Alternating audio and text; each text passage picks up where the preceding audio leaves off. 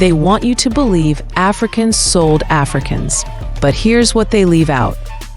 European powers set the stage, sparking wars and exploiting leaders to feed their empire. Let's explore where the myth really began. This is where the phrase, "Africans sold Africans," gets planted in history. You hear it today as if it is the whole truth, but it is not. What is left out is who created the market and controlled the routes and who profited the most. Europe did, of course. But before Europeans' contact, Africa already had its own systems for dealing with war captives, criminals, or debtors. Sometimes those people worked for a set period of time, and they were absorbed into the community. It was not the same as the lifelong, race-based human trafficking that Europe would engineer.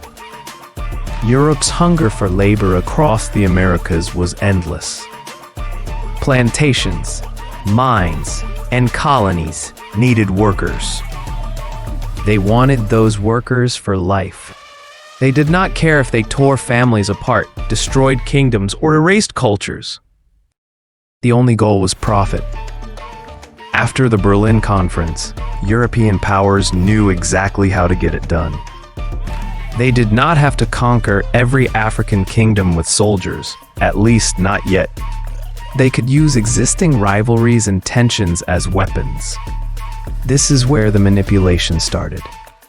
Europe sent traders loaded with European weapons, military supplies, cloths, and alcohol. They armed rival kingdoms, turning small disputes into long and costly wars. The more wars, the more captives. The more captives they took, the more people Europe could send away to supply its expanding system of forced labor. Some African rulers saw these deals as a way to protect their people from neighboring threats. Others saw it as an opportunity to strengthen their armies. But what many did not see was that the more they participated, the more they were helping Europe build a chain that would one day lock around the entire continent. At first, it might have looked like fair trade. Goods moved in one direction. People moved in the other. But Europe always kept control. By setting the terms, controlling the ships, and deciding where the captives went. Once those people were gone, they did not return. This was not temporary service or integration into a new tribe. It was permanent removal across an ocean into a life designed never to end in freedom.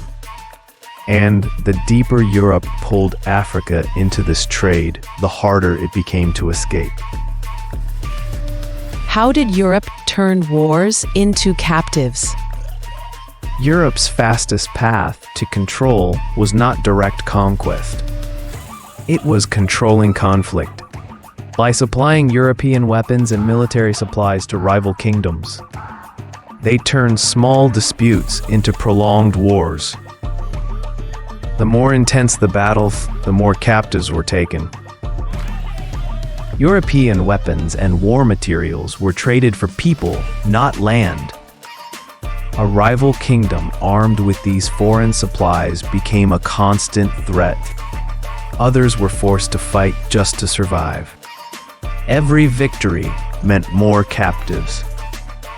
These captives fed Europe's global system of forced removal and human trafficking.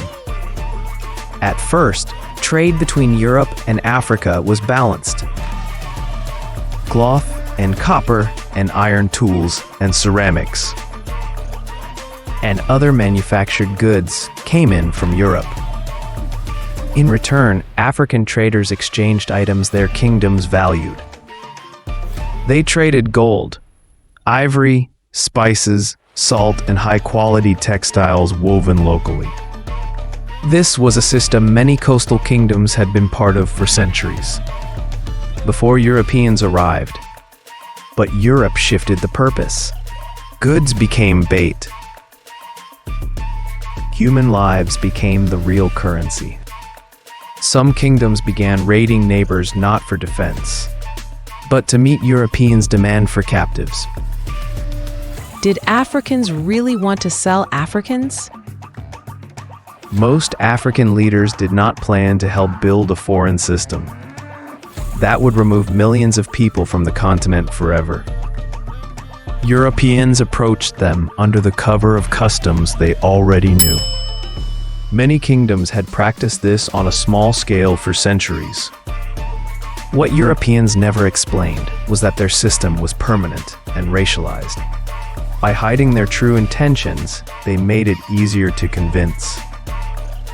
Some leaders, it was just another form of trade. Captives were rarely taken from the seller's own community. Most came from rival kingdoms or from regions already in conflict. Others came from areas targeted in wars.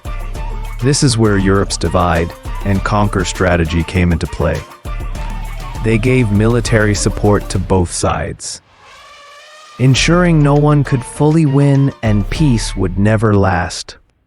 Also, they offered better trade terms to one group to turn them against their neighbors, and encouraged rivalries and kept both sides dependent on European goods. When one side won, Europeans were waiting to buy the defeated. This allowed Europe to profit without doing the capturing themselves.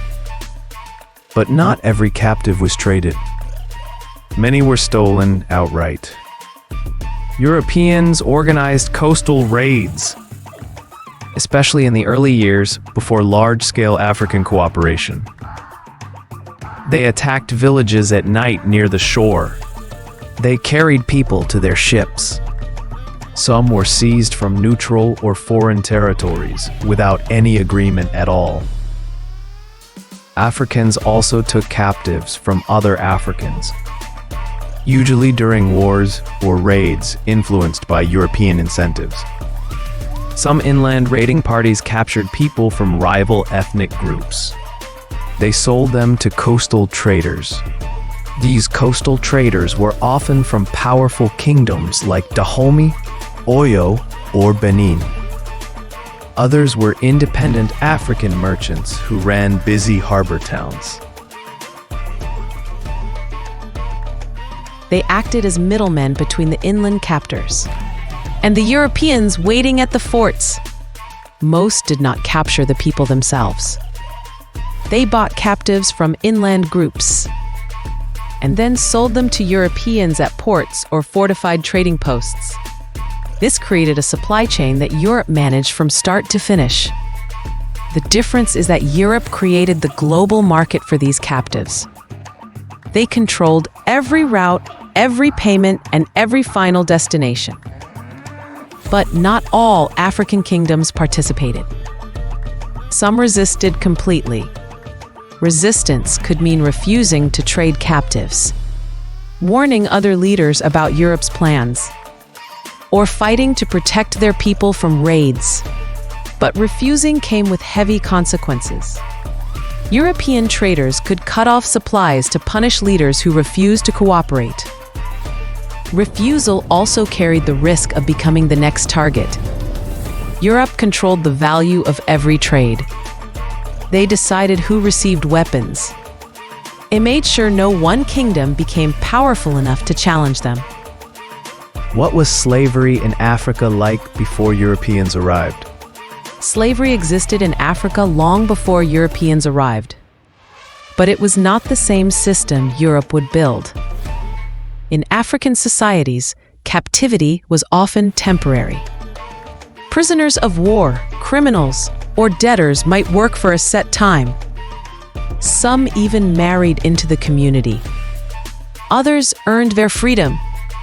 Children of captives were often born free.